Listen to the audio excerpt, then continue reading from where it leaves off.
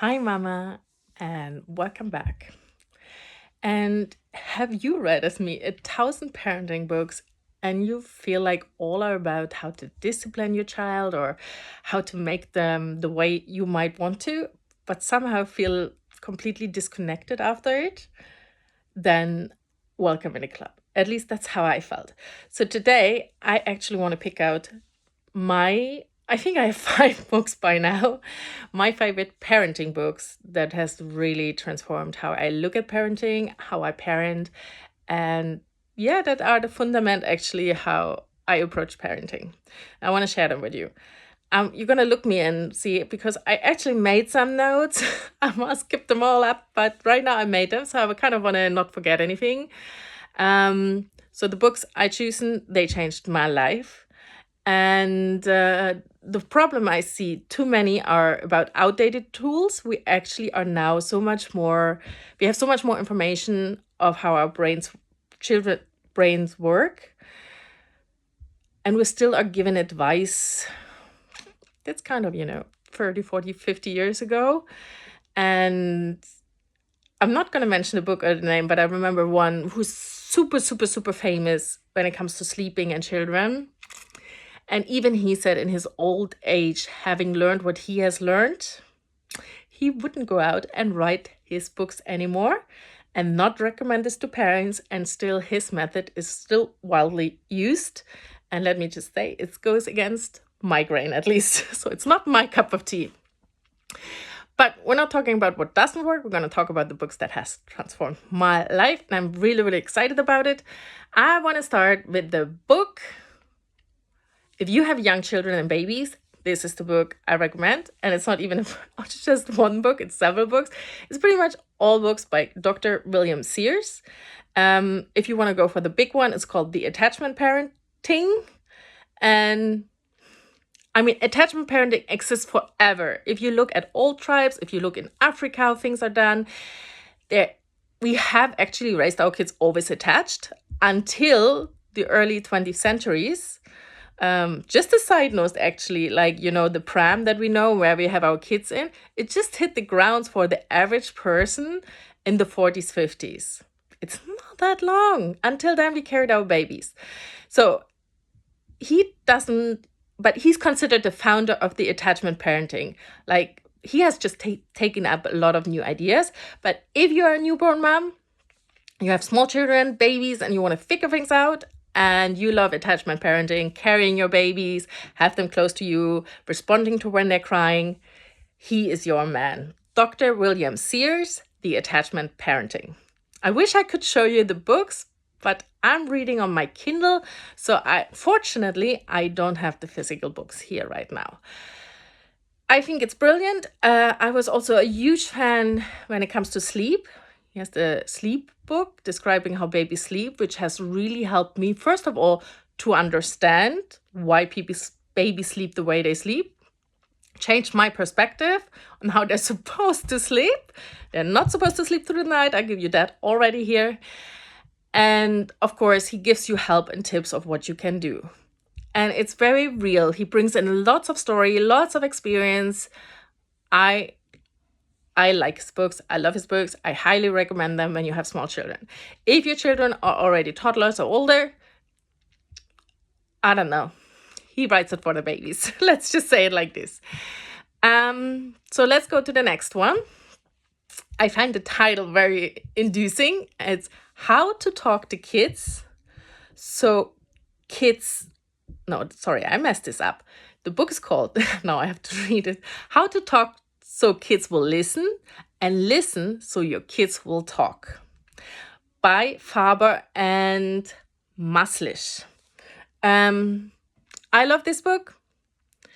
It's really short chapters, and it's always like in the first part of the chapter, she describes it, she gives stories. Then she has a homework for you where you actually uncover what is your current way of doing things. And then she's giving through comics an example of how to do it and how not to do it. Quite a few of them. So why I love this book? Well, I think she's spot on. I learned a lot of new tools. I learned a lot of new ways of doing things. the way it's done, it's so short and sweet to consume, so it's really easy to use. And pretty much you can do one chapter and have learned something new, and whenever you have time, you go into the next. And I have read it actually 3 times by now because I pick up always something new and I really, really like it. And of course, she comes from a way that most of us, this whole discipline thing doesn't work. And actually, what the title says, How to Talk So Kids Listen and Listen That Your Kids Talk, is spot on because that's what you learn.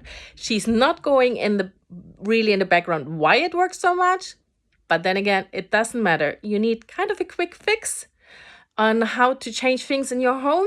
I can highly recommend this book because it's so short and easy to read, and you will definitely get something out of it. And then the other book is, we had an easy read. Now we're going into a hard read, and that's The Conscious Parent by Dr. Shefali Sabari. I butcher all these names today, but it doesn't matter.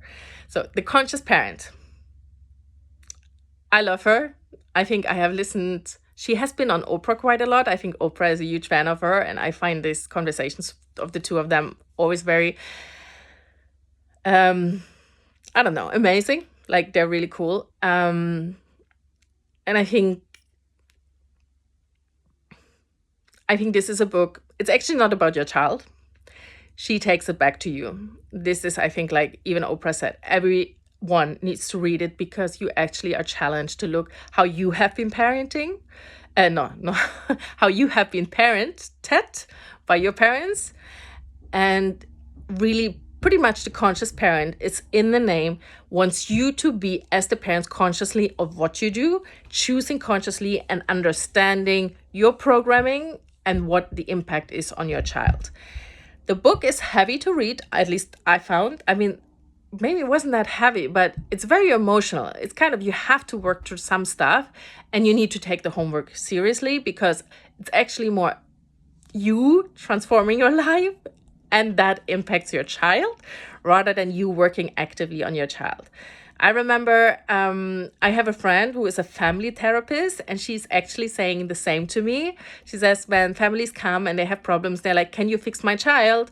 She will always start working with the parents first because she says most often they're the problem, not the child. So whenever you don't like something at your child, look back at you first. And if you need guidance for that, I don't think there's anyone better than Dr. Shefali Sabari for that. And then the last real kind of parenting book is The Whole Brain Child by Dr. Daniel Siegel. I would assume all of his books are good. He has also a book on discipline and stuff like this, but I only have read The Whole Brain Child. And I'm a huge fan because there you get the science as well. The chapters are still fairly short. It's very easy to read. What I loved most about The Whole Brain Child is at the end of each chapter, he has done a little comic that you can actually read with your child. So your child already learns how to deal with things. And that was brilliant. And when I think about The Whole Brain Child, I always get, this is the start of his book. I'm going to just tell you the start. He's talking about like your child being like, a canoe on a river and it's streaming nicely in the middle. And that's where you want your child to be most of the time.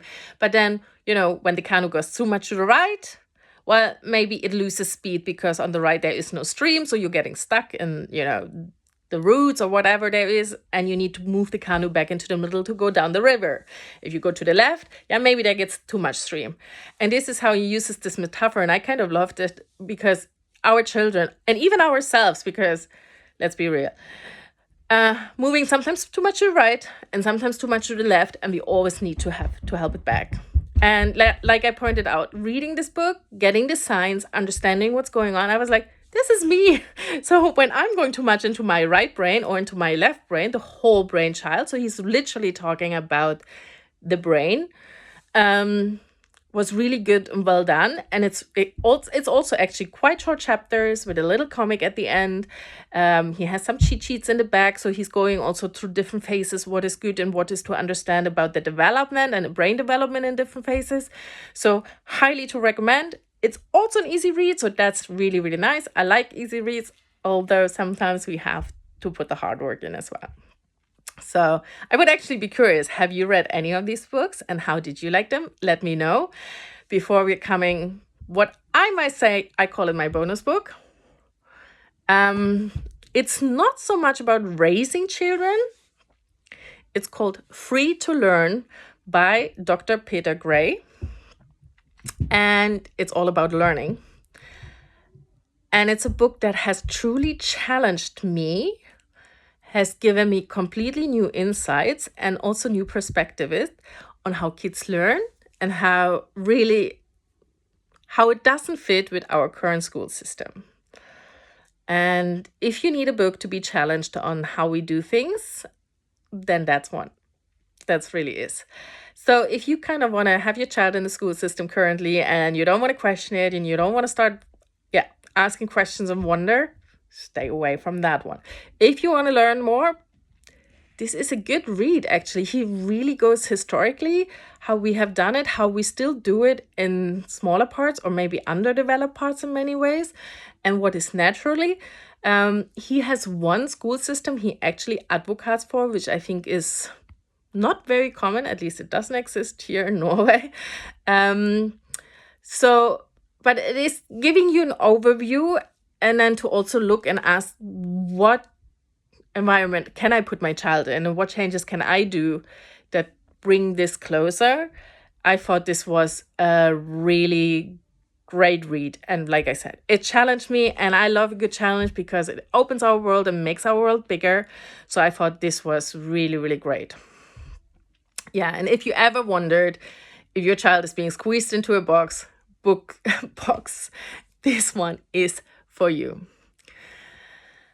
So, to summarize this all up, as you can say, these are not quick fixes. This is not about how to discipline your child or how to have your child looking nicely and smiling all day long. This is not all about. I want you to do the work. I also want you to understand that your child is already perfect as it is. And most likely, if there is behavior we don't like, it's a reflection of ourselves. And I have millions of stories to tell about that one.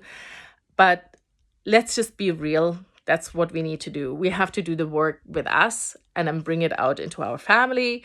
We need to know what we want. I think our children feel that if we know our values and teach our kids our values, or if we're just kind of like, growing along, so to say. They're about seeing your child of where it is and what's possible. And it's about healing yourself. And with healing yourself, you also heal your relationship with your child.